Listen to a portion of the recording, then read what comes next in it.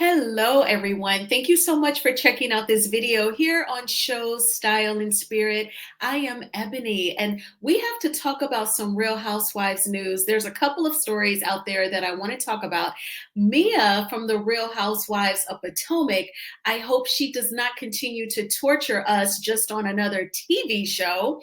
And we have to talk about a clip of Nene leaks that has resurfaced in response to Cynthia's opinion about Kenya's retaliation against Britt Eady after Britt was talking cash money shit about the type of weapons allegedly she had on her during a scene. Now, before we get into these stories, I ask that you please hit the like button on this video and please subscribe to the channel.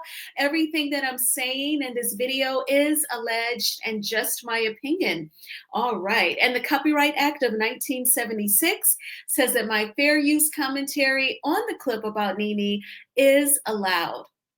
All right, so as you can see, shout out to the Instagram page Housewives of Atlanta. They are noting that it looks like Mia has moved from Potomac, Maryland to Atlanta, Georgia. She also came out earlier this year after the reunion episodes of RHOP saying that she would not be returning to the show. And if she thinks that she is going to get on the Real Housewives of Atlanta, I feel like it would just lead to more altercations. Mia is a person who has gotten physical with people. We've seen it with Dr. Wendy Osefo on Potomac.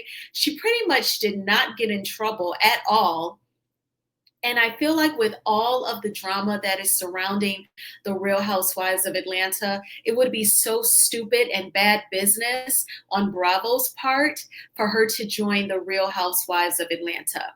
Bravo is lucky that Dr. Wendy Osefo did not file any sort of lawsuits, did not file any police reports against Mia. So Bravo, cut your losses, take it as a close call, and just let bygones be bygones as far as Mia is concerned. This is my opinion. So looking back, I've said to myself, in preparation of this video today, I should have seen the writings on the wall. So I remembered this tweet from March the 10th, just nearly 4 weeks ago. Mia noted hashtag RHOA Sweet 16 premiere has me wanting to move to ATL, ... full time, and a kiss. This tweet also made it to the blogs on Instagram, and there were people saying who lived right in Georgia, they said, we don't want you on Atlanta. We do not want you on ROA. When she made this tweet, I didn't even think, oh, she must be moving from Potomac to Atlanta. I didn't think it would be that huge of a transition. I knew that she announced that she would not be returning to Potomac. I figured she was ready to continue dating her man, Ink, and she did not want to deal with the judgment of still being legally married to Gordon. You're using him for this storyline, saying, he done lost his mind and he's bipolar and he's crazy. And she doesn't want to deal with all of that. Ink must got some good D over there. So she is giving up that Potomac paycheck to have the D and be with Ink. I did not put together that she would actually pack up her children and move to Atlanta for the D. I just hope that she knows what she's doing because she has little ones. And I am not a parent. I do not have any children. I've told myself, though, that if I was a parent and I had gotten divorced, I would consider making the sacrifice of not dating, not bringing anyone into my household just to protect my children. I pretty much watch the news on YouTube and Instagram and just the stories of, boyfriends, unaliving children, bothering children, you know what I mean, touching them, violating them.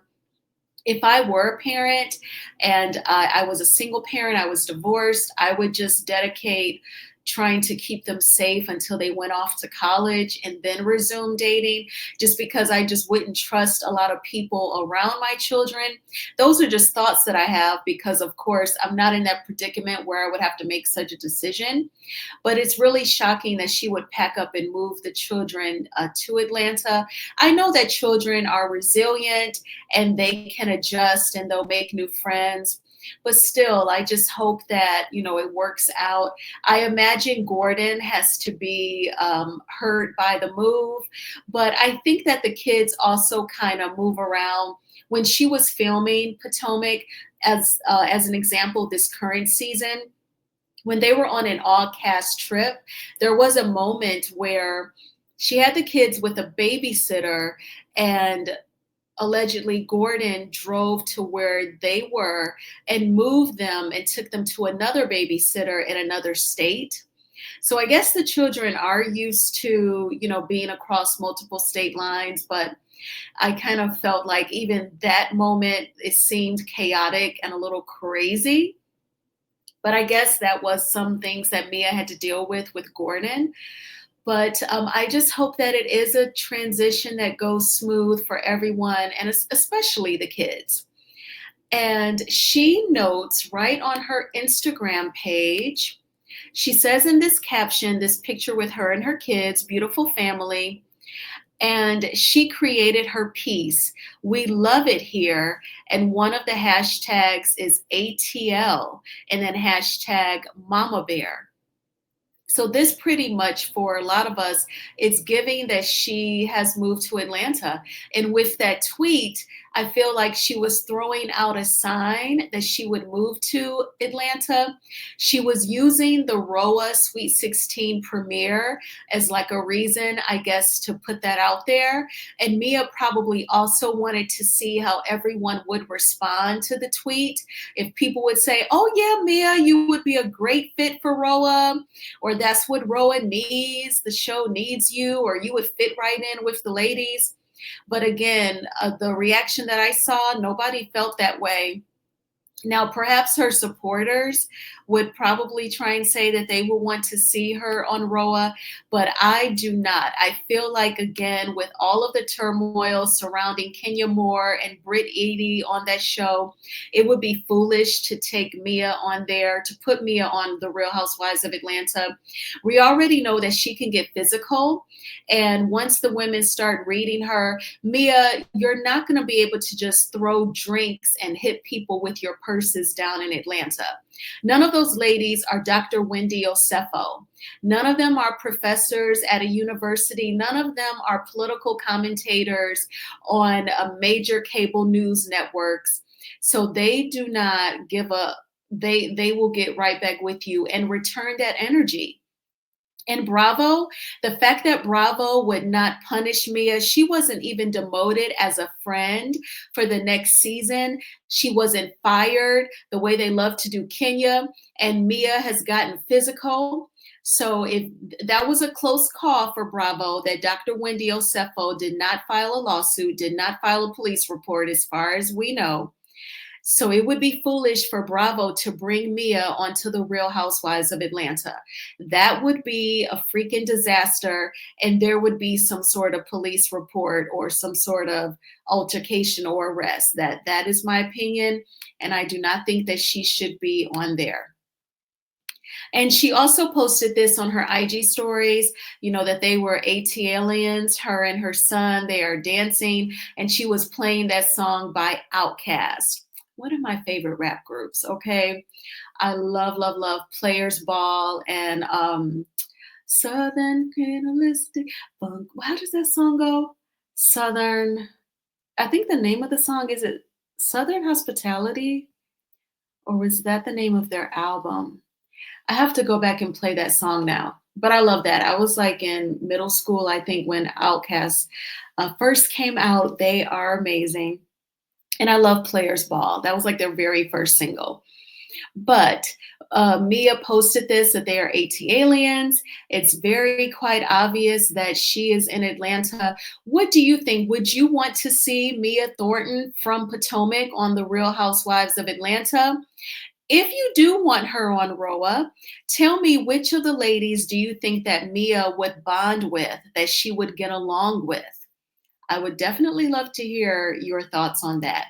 So now let's get into this clip of Nene Leakes and her speaking on Cynthia Bailey. Now, the clip is from a few years back, but it is to basically speak on the type of friend that Cynthia Bailey is. So Cynthia Bailey has been getting dragged over her thoughts on the altercation, if you will, or division between Britt Eady and Kenya Moore.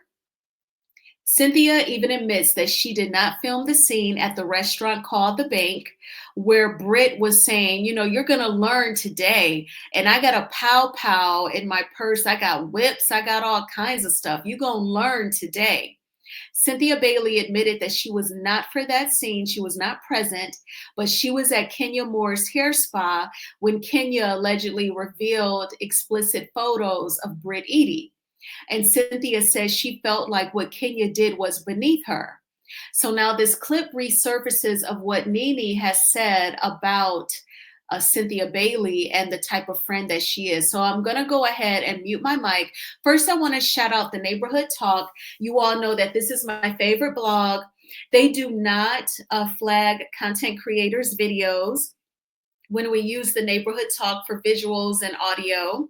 And they work all day, every day, around the clock, posting news stories, and their stories are diverse. They post political stories, they post hard news, local stories from all over the country, and they post celebrity news as well. And I'm going to make a video about that Diddy update with Cassie. So, let's go ahead and play this clip now. Please hit the like button. Thank you.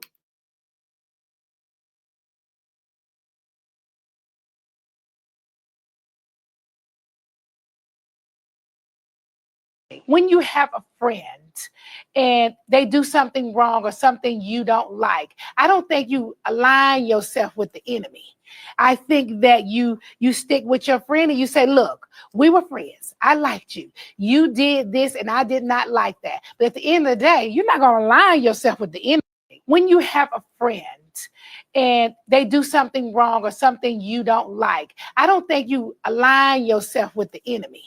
I think that you stick with your friend and you say, look, we were friends. I liked you. You did this and I did not like that. But at the end of the day, you're not going to align yourself with the enemy. When you have everything that goes down there. Are you in touch with Kenya? Has your relationship changed based on what happened?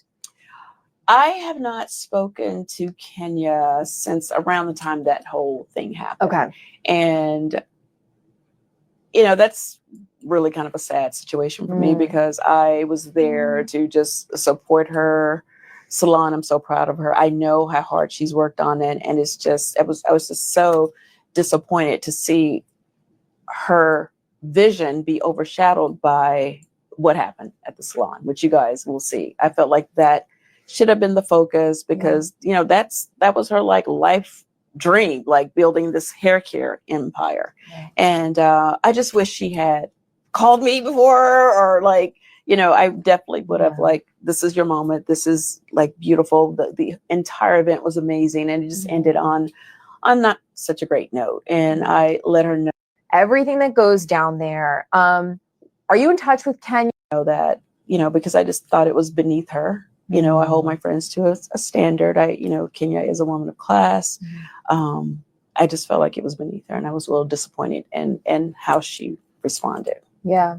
I could see when I asked you about her that there's like a lot of hurt. It's like my least favorite question because like this is someone that I do care about, and I have to respect her space. I have reached out. I reached out during that time, and you know, texted, I called, and you know, I respect if she needs a minute, and she knows that when she's ready to talk to me, I'll be right here. Yeah, it makes me really sad when there's true pain going on this show, and I can see that for sure there is. Yeah, actually, when I watched the scene back, I forgot that I was actually emotional in that scene. I was like watching it, I was like mortified, obviously, with the rest of the cast, and I just didn't like it. I just didn't want that to be her moment. I didn't know that. And when I was, in the scene, you'll see it play out. I say that you're just better and bigger than this. And I just don't want to be here. Like, I'm just going to leave and I love you. And I was like, literally, there were tears in my eyes because I just want the best for her. Right. And I want her, I know what she's capable of as just, she's a great mom. Yes. And I see the vision for what she's trying to do with Kenya Moore hair care. And I was like, no, like, this is not it. This is not it. This is not it. So, well, we will see how it all plays out. And when I was Okay, y'all. So those were the clips of Nene speaking on Cynthia a few years back. And then this week, this interview that Cynthia Bailey did with Housewives Nightcap, where she spoke about her disdain about what Kenya did. In my opinion, this is just my opinion, Cynthia seems quite slanted towards Britt. And all she can say is, well, I wasn't present for what Britt was saying about Kenya. That's not good enough for me, Cynthia. You're acting like Kenya just randomly decided to go look up pictures of Britt and put them on a poster board and present them. I'm not saying that that's okay what Kenya did, because it ain't okay, but I'm also a human being and I can keep it real and say that one of the emotions that God has made for us is anger. And you do get mad when people disrespect you and come at you with the fuck shit. So when you do that, how can people put parameters on how you respond? Because again, Kenya is human, and Britt already knew what time it was with Kenya, because again, like I said in my video, it's quite obvious that she watched the show and she made it up in her mind that she wasn't going to like her. And she did not tap into her intelligence, where she told herself, okay, I have to organically get to know this woman, because now I'm no longer just a viewer of the show, but I'm a cast member. And she totally let her opinion of Kenya from watching the show paint how she interacts with Kenya. But Cynthia, you should even say, since I wasn't there for what started it all, what set it off, I'm going to wait and watch the episodes and then give my opinion. You could have said that. But instead of being so slanted, and you've been knowing Kenya, Britt is the stranger. You've been knowing Kenya for some years now. I just don't understand where she's coming from. Now, I will say this. Cynthia Bailey is keeping that same energy, because back during season 6 at the reunion, when Portia pulled Kenya down to the floor, she got tired of that damn scepter in Portia's face. Portia got tired of that scepter and she pulled Kenya down to the floor. Cynthia was automatically on Kenya's side. She was the only one.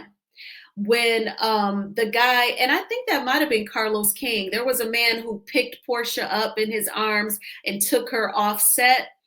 All of the women walked off set with Portia. It was Nene, Phaedra, and Candy. They were all with Portia, and only Cynthia was with Kenya. Cynthia ignored the fact that Kenya was putting that scepter in Portia's face, provoking her, and she was automatically on Kenya's side. And then that was the beginning of the breakdown of Cynthia and Portia's friendship. In season 8, we know that Cynthia and Portia fought on a boat that was on Lake Lanier.